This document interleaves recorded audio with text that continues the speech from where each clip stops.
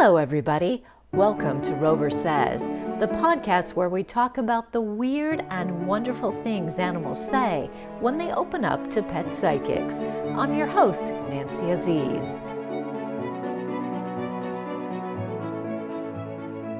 Before we get into our latest episode, I wanted to take a minute to thank each and every one of you who listens and supports Rover Says. And I wanted to acknowledge that we have been off our regular recording schedule, and I wanted to tell you why. Last month, my daughter and I lost our beloved horse Whiskey, and it has been so very hard, as I know each and every one of you who has lost an animal understands. Whiskey was truly a best friend. He was so smart and funny, and he had absolutely mastered the art of charming everyone out of treats. All it took was one look with those beautiful caramel-colored eyes, and he got whatever he wanted. I will always remember the first time that I saw him, and I thought he was the most spectacular horse I'd ever seen. We were blessed to have him for 17 of his 32 years here on Earth. It's never long enough, though, and we will forever miss you, sweet boy. Here's our latest episode, a conversation on animals in the afterlife with Shannon Spring. Okay, so first of all, thank you so much, Shannon, for joining me today. Thank you for having me. Let's just go ahead and begin by having you introduce yourself and tell me what you do for a living. Great. I'm Shannon Spring, and I'm a professional animal communicator and psychic medium. I talk with all species, including humans, that are here on Earth and also that have transitioned into spirit. So any species, any challenge, anywhere, I can connect you with any of your loved ones, 2 or 4-footed. That's fantastic. Or no-footed. You just wrote a new book, and let's just start by talking a little bit about the name of your book and what it's about. Yeah. My new book came out on Valentine's Day, and it's called Open Mic for Animals. The subtitle, Evidential Fairy Tales, and it is stories of some of the thousands of animals that I've worked with around the world and their people. And it's a variety of stories on behavioral cases, emotional cases, medical cases, and pets and people that have passed into spirit, and what they most want for us as people to understand about how animals communicate, what they need from us, how to listen to them, really how to honor them, and have fun with them as well. There's a lot of laughter and comedy in the book, but it is a serious book as well. I think we all want to be able to communicate with our animals better, and so I think that's going to be a fun read. I'm looking forward to it. One of the things that we were going to talk about today, or the main thing we were going to talk about, is the afterlife in animals. What does afterlife look like for animals? What is the afterlife like for animals? Well, from my experience, and I can only speak from my experience, I spend most of my days talking with animals and people that have passed. And from my experience, there's not a people heaven and an animal heaven. And whatever term you want to use, whether it's heaven, spirit, the afterlife, other realms, we're really all talking about the same thing. So, when I was little, when I was a child, it was explained to me as earth and heaven, almost like an elevator. Like when we pass, we go upstairs to the big man in the sky. And I have since learned that, it's not a big man in the sky, among many things, and that animals and people aren't separate. Every single creature has a spirit. It's their life force, it's their essence, and energy never dies. So even the most hardened skeptics and scientific minded people really have to concede that energy doesn't die. So if energy doesn't die, where does it go? What happens? And there are ways we as people can tune into the frequency of this energy, whether it's a horse, a cat, a dog, or a beloved person, or a fish. In my book, there's stories of almost any species, including a tiger and a pig. Yeah, even some skunks, you name it. They all wanted a chance at the microphone to get to tell their story. What are the things that when people talk to you and they want to talk to an animal in the afterlife, what is the main thing that they really want to say and to hear? Yeah. The number one thing that animals want for people to know is that it is not goodbye, it is see you later. And really, see you soon. Because what feels like an eternity to us here in people time, I mean, I don't have to drive very often because I work from home. And for me, 15 minutes of driving feels like 9 lives. I do not like it. But what feels so painfully slow molasses here for us as people is lightning fast. In the afterlife, there's no time. Time isn't linear the way that it is. All of us here, we keep schedules and calendars and daylight savings time. In the afterlife, the spirit realm, whatever you want to call it, energy is thought. So as long as it's taken me to explain that, I could have had 10 conversations with 10 different animals, energetically speaking. It is, animals will anticipate my questions, they're people's questions. We have to Google things and look it up as people. Animals simply know. Yeah. So, but what animals would most like for us to know is that they live on, they live on, they live on. Whatever our belief systems are, none of this is about religion. It simply is. It's nature, it's energy. And so our animals and our human loved ones are around us really as often as we want them to be. As soon as we think of them, they know we're thinking of them. When we feel them in our hearts, we send a loving thought, we miss them, they receive that energy from us. So take comfort in the fact that you never need a medium or an animal communicator for your human and animal loved ones to know when you're thinking of them or what's in your heart. If you have an apology that you want to issue to someone, you don't need a medium to do that. The way that I come in handy is facilitating two-way conversation. I can get you answers from your people and animal loved ones. I can help bring you comfort and relieve grief by facilitating two-way conversation. But your animals and people are already knowing what you're thinking and feeling because they are energetically tuned into you. That's really, I think, a lovely, way to think about it and to feel and to know that, you know, that when we think about them, they know. Yeah. They do. Well, let me ask you then about some of the things that animals have told you. We're talking about animals in the afterlife, and what are some of the stories that you have to share about that? Oh gosh, I have so many of them. There is a story in the epilogue of my book, which was very bittersweet to write, and it's about my dog Jack. And my dog Jack came into my life at 12 years old. He's a big wolf looking dog. And I say is because he still is. He isn't a was. A lot of the times when people speak of their animals, they'll say, oh, their name was this. No, Mhm. it still is. They don't lose their name, and they don't lose their essence. Even when animals reincarnate or take on different forms, this is a Yeah, much deeper rabbit hole conversation. But the spirit yeah, itself is yeah. unlimited.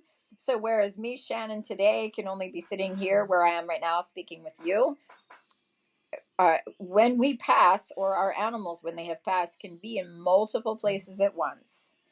So that's how they can be with, my dogs in spirit can be with me and can be with anyone else that they loved when they were here.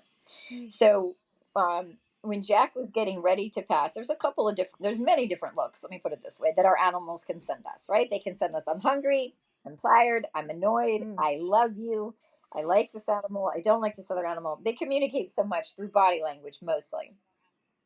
Animals also receive images from us. So, one of many of the looks that we know as pet parents is when our pets are getting ready to transition. We receive a look from them when we're paying attention that they are ready to say goodbye to their body and say goodbye to the next chapter in their life, which is in spirit. That's one of the looks that we get. We really want to pay attention for that so that we are honoring them and when it is time for them to move on. They don't move on Mhm. from Yeah. us, but they do move on out of their body. It really is no different Mhm. than us changing clothes. Later on today, when I'm in a bathrobe, I'm still Shannon. I'm wearing something different. Jack is still Jack. Even though he has left his body, he Mm. is still Jack. He is now spirit and energy, and I will still perceive him as this beautiful wolf looking mutt. But guess what? Now he's not going to have the lumps and bumps on his body that he did. Now he's not going to be struggling to breathe the way that he did. He will breathe clearly because the moment that we pass, we are healed of whatever ailed us physically. Which is why, as pet parents, as painful as it is for us to say goodbye to them in the Mhm. physical form, Yeah. we can take comfort in the fact that we're not sending them off into the great abyss. Not Mm. by a long shot. Jack is received by many beings that I don't Mhm. even know that have loved him throughout his life. He is received by my other dogs that have passed, my childhood dog. Mm. It doesn't matter. Jack doesn't have to have met my childhood dog named Teddy. Again, don't Mhm. place human rules on spirits. Okay? They don't need to have, shook hands or paws in the earth realm to be able to know each other. In fact, Mhm. you know, Mhm. my dogs can know your animals. How is that possible? Because now you Mhm. and Nancy, you and I are energetically connected. So they can say what's up in the afterlife to each other now. So Jack sent me a look. I was in this room that I'm in right now with four dogs at the time. Mhm. And I write about this in the epilogue. And he gave me a look, Nancy, that changed me as a person and a pet parent forever and as an animal communicator. And the look was, Mom, can Mhm. you receive in my eyes where it is that I am going? And I accepted it. Yes. It was like he handed me the Mhm. equivalent of a golden chalice and saying, drink from this cup and you will see, hear, feel, and understand where it is that I'm going. That's the equivalent of the look that Jack sent me from his eyes to mine, because it is beyond words where we go as dogs and cats and Yeah. people, horses, fish, you know, guinea pigs, whatever, name the species, Yeah. octopus. We leave our bodies and we go into other realms. Just because most Yeah. of us don't see them as people doesn't mean they don't exist. So, you know, Yeah. animals Yeah. can communicate through their eyes, their hearts, their paws, however they're getting through to their people and however they know will receive it. And Jack sent me such a Yeah. loving, trusting look that was an invitation for me to get quiet and listen with my entire being. I didn't try to make sense out of it. I didn't ask any questions. Mm. I didn't doubt. I merely received. Oh. And I understood it in a way that I have never understood it before. It's not in our heads. Mhm. It's not what we think, but what we feel and what we receive. And it was less than an hour Mhm. later then that I said goodbye to him in the physical form. I got 13 pages worth of signs from him that he sent me that he's still around. Wow. They are Mhm. so beyond um, indisputable that this is our animal. This is my Jack telling me he is here right now. Yeah. I will tell you that one of the times I was Yeah. standing in my kitchen and I always had out the four bowls every day, two times a day, breakfast and dinner, feeding four dogs. Mm. So now I had three Yeah. bowls, and it brought sadness to my heart, and I was deeply missing Jack. Yeah. So to distract myself from the pain, I started scrolling through Facebook, and there was they can reach us anywhere, Nancy. They can reach us through Mhm. other people. They can reach us through nature. They can reach us through Facebook. It is a matter of, are we paying attention? Yeah. Are we open minded Yeah. enough? Are we open hearted minded enough? I came across this very strange looking post that looked like an antique piece of notepaper, and it said, "Go to the nearest book, turn to page 18, line 4." That's all it said. Now, if Yeah. you saw that, Nancy, you're a journalist. Would you do that if you saw that? Oh, I would actually. Yeah, right? And so this is the nature of the game. If you said no to that Yeah. question, I invite you to reconsider your Yes. answer, because it's really important that we meet our spirits. And when I say spirits, I'm talking about your moms and dads, children that you've lost, friends you've lost, Yeah. and all of our pets. So I do mean everybody.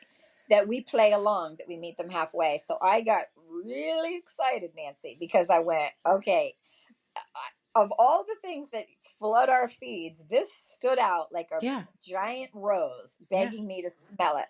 So I got very excited because the day before I had just organized Mhm. all my books. Just the day Hmm. before. So I went, yeah, exactly. I mean, I have stacks and stacks of books, but the day before I went through and I organized them. So I went, oh my gosh, which is the nearest stack of books? Which is the nearest one? Which is then the closest book? So it's going to be the book on Yes. top in the nearest stack. Well, the book that was closest to me is a book called The Magic of Dogs. Wow.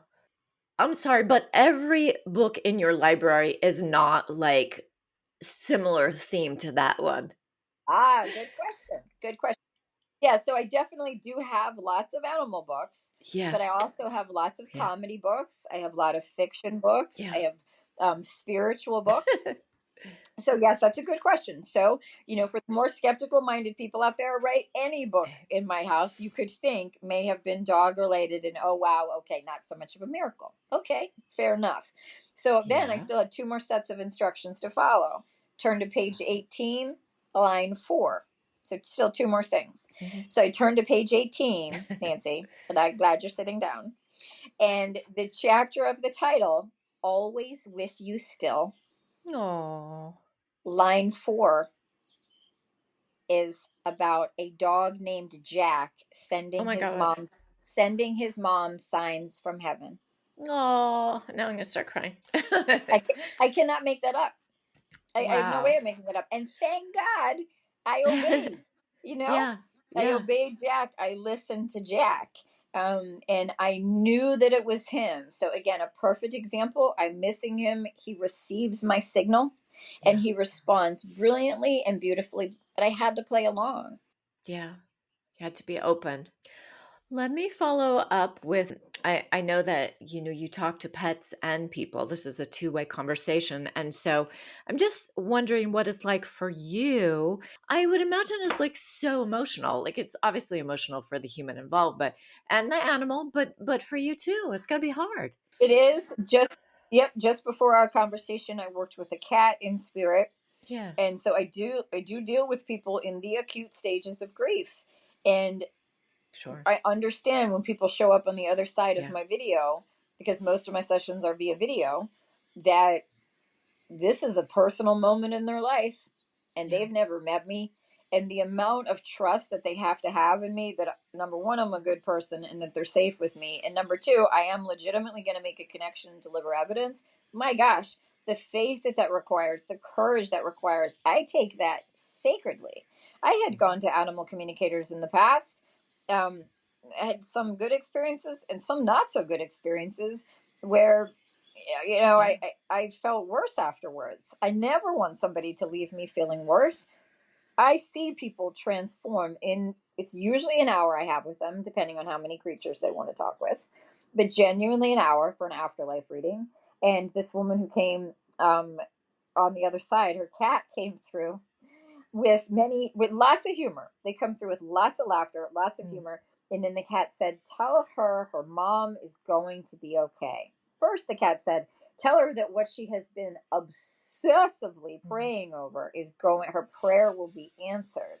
And so the cat's already anticipating my thought, Nancy, of, well, yeah, what's she obsessively praying over? I don't even yeah, have to ask the question, and the animals are answering it again, because it is at the speed of thought, the speed of energy. It's lightning fast. So the cat tells me in my ear, her mom is sick. It's about her mom's house. So now it's like, oh boy, again, I hope I get it right yeah, informationally, but here's this person who's already yeah. in a lot of grief. And I said, your cat is talking about your mom's health and your prayer will be answered. And she said, my mom has stage 4 cancer. Oh my goodness. So the cat came through with such an energetic force, Yeah, to let her know this, yeah, and also to relieve her mom's guilt. A lot of us as pet parents carry around guilt. Oh, I wish I'd taken them for one more walk. Oh, I wish I'd gotten them to the vet sooner. I wish, I wish, I wish, I wish. uh-huh, Our animals do not expect us to be uh-huh, perfect. We cannot be perfect. It is not about that.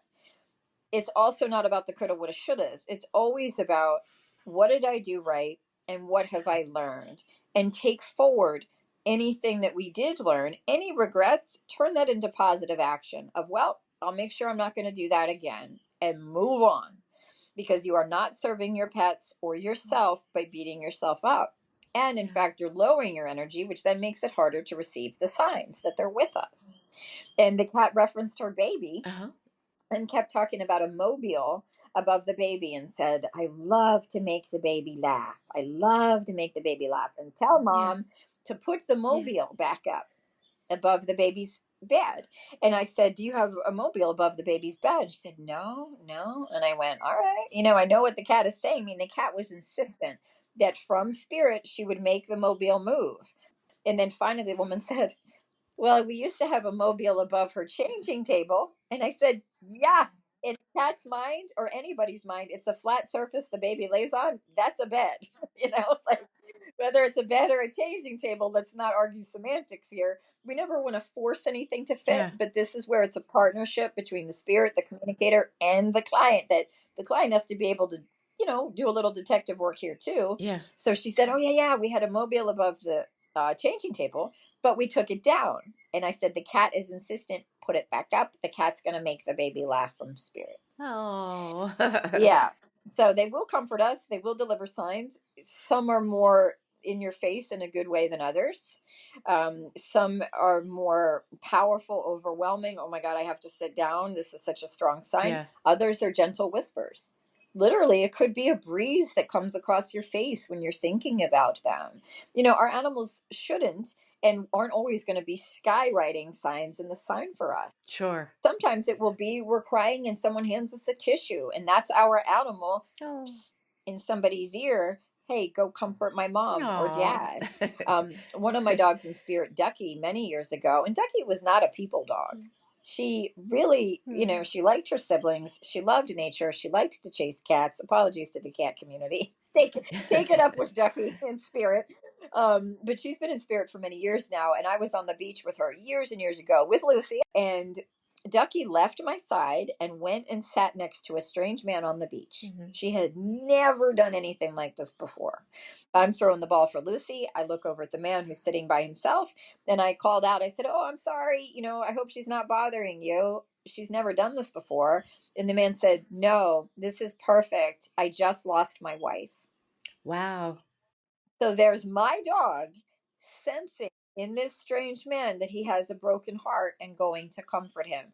Is that his wife in spirit using Ducky's paws on the ground to go comfort her husband? I would say, you betcha, you know? If we're talking about animals in the afterlife, tell me about like your most profound story. I would say there is a beautiful story in my book about a dog in the afterlife helping one of my dogs who'd been paralyzed for 2 months, Oh, helping one of my dogs walk again. wow. And that was, yeah, it is, Nancy, I got to tell you, it is. I'm planting lots of seeds of magic for your listeners too, because it is possible for everyone. One of the things that I hold very close to my heart is if you're listening to this recording, to this interview, and you're feeling sad and you're saying, "Oh my gosh, I haven't gotten any signs." Okay? Yeah. Please understand that it can take time, and it can simply take you resetting your intention of saying, "Hey Fluffy, hey Buttons, I really miss you. Please send me a sign." And then trust and believe it will happen, and it really will. The more that we kind of put a death grip on it needs to happen and it must happen like this. And if it doesn't happen like this, well then it wasn't them. Don't do that to them, you know? Trust that I never in a million years imagine me saying to Jack, you have to give me a book from heaven and tell me which chapter and line to go to and da da da da da. If I had tried to control that, I would have literally spoiled the magic. So stay very open, ask for signs, but stay open to how they come, when they come, where they come, and then they will multiply the more that we notice them. So I love that. when one of my little dogs, his name is Grover, the story's in the book, and out of the blue, I woke up one morning and Grover was completely paralyzed. Just, oh my gosh, what happened overnight? He cannot walk. And I'm obviously a big believer in the quality of life for animals. I took him to the vet, and there's different medications, there's different surgeries. You can get wheels for your dog. So I went down all the different thoughts in my mind, talked them over with Grover, and Grover responded with, and I quote, Mom, if I'm ever going to walk again one day, I'm just going to walk. Yeah. And I went, Hmm. "Ha, okay." Because he didn't say he is going to walk, but he said if he's going to walk one day, he just will. He did not want the surgery. And the surgery was very expensive. I would have sold a kidney, to get it, to pay for it. But he actually said, I don't want to do that. And in the meantime, I'm watching him. His favorite thing to do in the world is to chase tennis balls. He will do that, the shop till you drop, it's tennis ball till you drop with Grover. And I'm watching him drag his tiny little leggies across the grass, getting scrapes on the inside of his legs. Yeah. So not an easy thing for me to see. I got the wheels. I knew they weren't going to work, but I did it kind of to humor myself, just to say, okay, now I can say I've done everything that's out there. Those were not a good solution for him. Yeah. So anyways, I'm doing a session with a client, and I'm looking at my client Chris on Zoom. I had helped him with one of his dogs, Cassie and Spirit. I do have permission to use their names. And Cassie had had a particularly tragic passing. Chris came to me to deal with some of his grief, get some of his questions answered. He followed up like 6 months later to have a fun conversation, kind of like, what's Cassie up to now that he's had some time to heal. She's been in the spirit world for a while. So Chris begins our session and he says, Shannon, I'm so sorry to hear about Grover. Do you think Cassie, his dog, can help Grover? He just poses this question from one dog parent to another.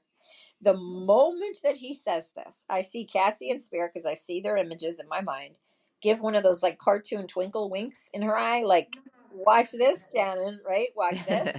And Grover was sitting in front of my front door, who hadn't walked in 2 months. He'd just been dragging his body along, stood up, Nancy, on all fours. Yeah. On all fours, looks me smack in the eyes, and the light came back in his eyes, Aw. like he's back in business, and his tail starts wagging. And I turned my iPad screen and I said, does that answer your question, Chris? Yeah. And Chris said, did that just happen? Oh. And I said, that just happened. And I had said, I do talk to angels. Then I said, before this happened, I said, angels, please give me a sign by Memorial Day, which was the 2 months out. Oh my God. If Grover's going to walk again, because I've got some hard decisions to make if he's not going to. Not that I'm not willing to care for him, but that's not going to be a good life for him like that. And was right at like that 2 month mark where I had the session with Chris. He asked the question. The magic went from his mouth to his dog's ears, through me to Grover. 4 beings involved in this. Just amazing experience. And then Chris, this made me laugh because that was a big Lazarus moment there. Like, a mic drop moment where Chris and I could have just sat there staring at each other on Zoom for a while going, oh my God, we just watched a miracle happen. And then Chris said, that's so awesome. I'm so happy for Grover. Now, keep in mind, Grover did not start running at that moment. It was about 3 days that it took him to kind of get his balance, but he was back up on his feet. The light was back on his eyes and his tail was wagging. So he was back in motion. I knew he was going to be okay. And then Chris says, can Cassie give me any other signs she's with me? And I said, are you kidding me? What? And I said, all right. And I said in my head, to Cassie, you heard your dad. You're going to give him any other signs. And Cassie says, tell Dad to expect to meet someone named Cassie very, very soon. And I went, all right, dog, you put my reputation on the line here. You better deliver on this. And so I relayed the message to Chris. He took his other 2 dogs to the beach. He said he was on the beach for like 5 minutes with his other 2 dogs, and a dog named Cassie came running up to him. Wow. Magic. Yeah, magic within magic multiplies. Yeah. So you give gratitude for it, you notice it, you acknowledge it. And I do feel sorry for skeptics, because there are some people that could have their cat or dog or whoever appear right in front of them, and they're going to tune it out. I invite you that when you do receive the signs from your loved ones, keep them to yourself, in terms of, don't seek validation for someone else about what you know to be true. Okay? Don't go share it with your skeptic friends, and don't ask somebody else, do you think this is a sign? If you think it's a sign, it's a sign. Thank you so much. This has been a really fun conversation. Thank you for having me, Nancy. This was so important for me to get the message out about the afterlife. Yeah. And, whatever you believe, it just is. Yeah. That's the beautiful part. So even on your worst days, when you lose faith, or it's been a while since you have felt connected, it's still going on for you. It's still happening.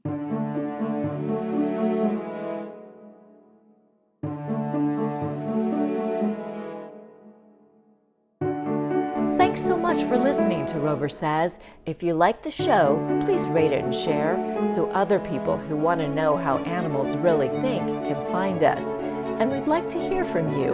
Tell us what your animals are telling you or what they've told animal communicators. We drop new episodes every other Wednesday. We'll return to our regular schedule on April 24th.